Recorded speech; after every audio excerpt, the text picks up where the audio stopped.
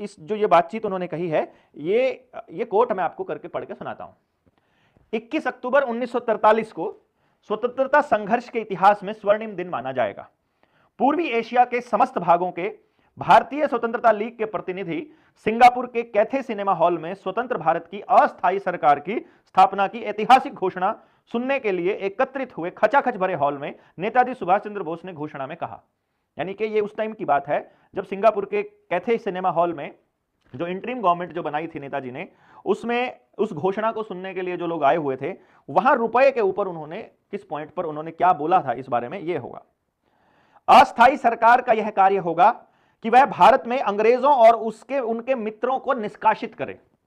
इसको समझिएगा, अस्थायी सरकार का यह काम होगा कि वो अंग्रेजों और उनके मित्रों, जो भी अंग्रेजों के मित्र हैं उस टाइम पर, जो जिसको आज आप लोग राष्ट्रीय समलैंगिक संघ बोलते हैं, वो उस टाइम अंग्रेजों के साथ मिलकर काम कर रहे थे और हमारे क्रांतिकारियों के खिलाफ। जैसे आप गंगू का नाम आपने सुना होगा, वो तो खैर इनका 4 साहिबजादों के केस में आता है, पर जो चंद्रशेखर आजाद का जिसने पता बताया था, उसका नाम आप फाइंड करके देखिएगा, मेरे दिमाग से स्किप हो रहा है, आप निकाल लीजिएगा, इतिहास में आपको मालूम पड़ जाएगा वो कौन था। वो भी गंगू के ही फैमिली में से कोई था और उन्हीं की फैमिली में से आजकल हमारे देश के साथ में गद्दारी कर रहे हैं, वही सत्ता के साथ बैठ के आज बैठे हैं और आज हमारे खिलाफ भी उसी के परिवार के लोग लगे हुए हैं। तो आप उसको ढूंढ लीजिएगा कौन था वो। अस्थायी सरकार का यह भी कर्तव्य होगा कि भारतीयों की इच्छानुकूल और उनके विश्वास की आजाद हिंद की स्थायी सरकार का निर्माण करे।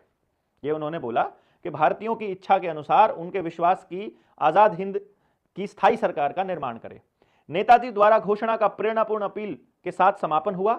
ईश्वर के नाम पर, पूर्वजों के नाम पर, जिन्होंने भारतीयों को एक सूत्र में बांधकर एक राष्ट्र बनाया, उन स्वर्गवासी वीरों के नाम पर जिन्होंने शौर्य एवं आत्म बलिदान की परंपरा बनाई, हम भारतवासियों से देश की स्वतंत्रता के लिए युद्ध करने और भारतीय झंडे के नीचे आने का आह्वान करते हैं।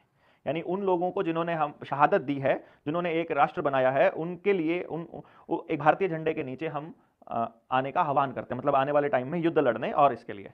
तो ये घोषणा जो है आजाद हिंद सरकार की ओर से साइन था, जिसमें सुभाष चंद्र बोस जो राज्याध्यक्ष थे, प्रधानमंत्री भी थे, युद्ध एवं विदेश मंत्री भी थे, कैप्टन श्रीमती लक्ष्मी महिला संगठन, M.A. अय्यर प्रचार एवं प्रसारण, लेफ्टिनेंट कर्नल A.C. चटर्जी वित्त मंत्री, lieutenant colonel Aziz Ahmed, lieutenant colonel N.S. Bhagat, lieutenant colonel J.K. Bhonsle, lieutenant colonel Gulzar Singh, lieutenant colonel M.Z. Kiani, lieutenant colonel A.D.